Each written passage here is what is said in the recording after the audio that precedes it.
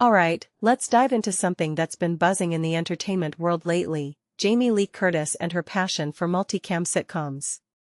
But here's the thing, this isn't just about Jamie Lee Curtis or her new show Newlyweds. It's about a bigger trend, a cultural shift, and honestly, a bit of a nostalgia trip. So, let's break it down. First off, Jamie Lee Curtis has been vocal about her love for multicam sitcoms, and it's not just a passing fancy. She's been begging her agents for years to get her back into this format. What's fascinating here is the contrast between her experience with multicam and single-cam comedies. She's done both, New Girl, The Bear, but she's clear, single-cam isn't her jam. Why? Because, as she puts it, it's like doing a movie. No live audience, no immediate feedback, no energy. It's just flat. Personally, I think this highlights something bigger, the magic of live audiences and the immediacy of laughter. It's a reminder that comedy isn't just about the script, it's about the connection between the performers and the people watching. That's what multicam brings to the table, and it's something we've been missing in recent years. Now, let's talk about Newlyweds. This show isn't just a sitcom, it's a later-in-life love story, which is already a refreshing take. But what's really interesting is how Jamie Lee Curtis drew from her own life for inspiration. She married her husband, Christopher Guest, after barely knowing him, 72 hours, to be exact. And here's where it gets juicy, she admits they were basically strangers when they tied the knot. What many people don't realize is how common this kind of whirlwind romance is, especially later in life.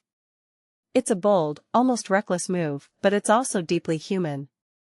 This show isn't just about laughs, it's about the messiness of relationships and the courage it takes to start over. That's what makes it compelling. But here's the bigger picture, Newlyweds is part of NBC's push to bring back multicam sitcoms, and it's happening at a time when streaming dominates and broadcast TV feels almost nostalgic. Jamie Lee Curtis is right when she says this is about accessibility. Not everyone can afford cable or streaming subscriptions, but network TV? That's free. And in a time when people are feeling financially strained, there's something comforting about tuning into a show that doesn't cost a dime. It's like a return to simpler times, when families would gather around the TV on Friday nights to laugh together. That's a powerful idea, and it's one that's been missing from our screens. Now, let's talk about the comeback of multicam sitcoms. Jamie Lee Curtis believes this is just the beginning. She thinks NBC's move to create a Friday night comedy block could spark a trend, with other networks following suit. Personally, I think she's onto something. There's a hunger for this kind of entertainment, something that's light, funny, and feels communal. It's not just about the laughs, it's about the shared experience. And in a world that feels increasingly divided, that's more important than ever. What this really suggests is that we're craving connection, even if it's just through our TV screens. But here's a thought, are multicam sitcoms really old-fashioned, as some might say? Tim Daly, who stars in Newlyweds, points out that younger audiences are discovering and loving classic sitcoms like Wings. This raises a deeper question, maybe it's not about the format being outdated, but about how we've been delivering it. If you take a step back and think about it, the appeal of multicam isn't just the laughs, it's the energy, the timing, the live audience. That's timeless.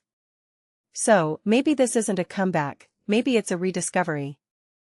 In the end, what Jamie Lee Curtis and Newlyweds are doing is more than just reviving a genre. They're reminding us of the power of storytelling, of laughter, and of connection. It's a bold move in an era dominated by streaming, but it's one that feels right. Personally, I'm here for it. What do you think? Is the multicam sitcom ready for its moment, or is it a relic of the past? Let me know in the comments, I'm curious to hear your take.